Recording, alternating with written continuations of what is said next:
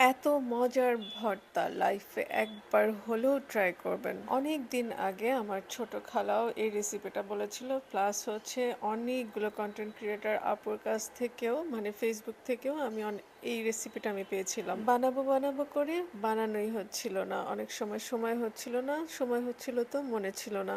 আজকে ফাইনালি বানিয়ে ফেললাম। তার উপর আমার মাটির হাঁড়িটা ভেঙে গেছে, ভাবলাম যে লাস্ট ফিনিশিং এটা দিয়ে করা যায়। তো বেশ কিছু পেঁয়াজ আমি আমার ভাঙা হাঁড়িতে সুন্দর করে অল্প আঁচে বসিয়ে দিয়েছি বেশ অনেকক্ষণ ধরে। পেঁয়াজটা যতক্ষণে না নরম হয়ে যাচ্ছে, একদম ছোলা সহই পেঁয়াজটা বসাতে হবে, যাতে করে যদি যেটুকু পুড়বে সেটুকু উপরের ছোলাটুকুই ফেলে দেওয়া যাবে। এর আগেও আমি একবার ট্রাই করেছিলাম, সেখানে আমি পেঁয়াজের ছোলাটা ফেলে দিয়ে তারপরে হচ্ছে ট্রাই করেছিলাম, কিন্তু আসলে সেটা ভালো হয় নাই, ভালো লাগে নাই তেমন একটা। তো পেঁয়াজের ছোলা সহই আমি এভাবে বসানোর পরে যখন একদম অনেকক্ষণ জাল হওয়ার পরে যখন নরম হয়ে গিয়েছিল, তখন আমি এটা নামিয়ে কিছু মরিচ টেলে নিয়েছি, সামান্য একটু তেল দিয়ে নিয়েছি, ব্যাস।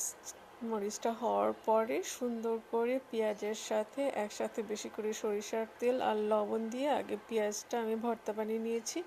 এরপরে সেই ভর্তাটুকু দিয়েই আমি আলু ভর্তা বানিয়েছি এবং ডিম ভর্তা বানিয়েছি, এবং ফাইনালি একটা ডিম ভাজি করেও নিয়েছি আমার সেই ভাঙা কড়াইতে। পেঁয়াজ ভর্তাটা এবং সাথে আলু ভর্তা, ডিম ভর্তা সবকিছু অসাধারণ হয়েছে। ডিম ভাজির টেস্টটা যে এত বেশি ডিফারেন্ট আসছে মাটির হাঁড়ির কারণে, যা বলে শেষ করা যাবে না। অনেকদিন আগে গ্রামের বাড়িতে গিয়েছিলাম এবং কিছু বাচ্চা কাচ্চা হচ্ছে পিকনিক খাচ্ছিল, পিকনিক না ঠিক বনভাত বলে, ওরা তো ছোট মানুষ, ওদেরকে কেউ কিছু দিচ্ছিল না। ওদের অ্যারেঞ্জমেন্ট দেখে আমি ওদেরকে কিছু ডিম কিনে দিয়েছিলাম। ঠিক দুপুর বেলাতে যখন আমি হচ্ছে ভাত খাচ্ছিলাম গ্রামের বাড়িতে, তখন ওরা এসে ওদের যে রান্না বান্নার শাক আর হচ্ছে ডিম ভাজি থেকে আমাকে একটু ডিম দিয়ে গেছে। আমি তখন দুপুরে ভাত খাচ্ছিলাম, মামির পালা মুরগি রান্না করা, মানে মামি হচ্ছে পালতো মুরগিটা, সেই মুরগিটা রান্না করেছে, এত মজা হয়েছে, সেই মুরগি দিয়ে ভাত খাচ্ছিলাম।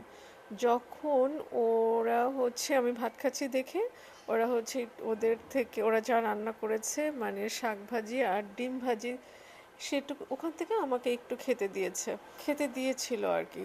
কিন্তু সেইটার যে টেস্ট, মানে আমি মানে সেই টেস্ট আমি আসলে এখনো এক্সপ্লেন করতে পারবো না যে এত মজা হয়েছিল। তো আজকে যখন আমি মাটির হাঁড়িতে ডিম ভাজিটা করলাম, ওদের যে টেস্ট আমি পেয়েছিলাম সেই টেস্টের কিছুটা মানে কাছাকাছি, কিছু মানে যে স্মেলটা এবং টেস্ট কাছাকাছি হয়েছে। তোমরা মাটির হাঁড়িতে কিছু করো বা না করো, কিন্তু মাটির হাঁড়ি কিনে অবশ্যই ডিম ভাজি করে খেও। এই রকমের টেস্ট আসলে অনেক অনেক বছর পরে আমি পেলাম। আজকে তো এ পর্যন্তই। তোমরা ভালো থেকো, তোমাদের সাথে গল্প আরো অনেক হবে।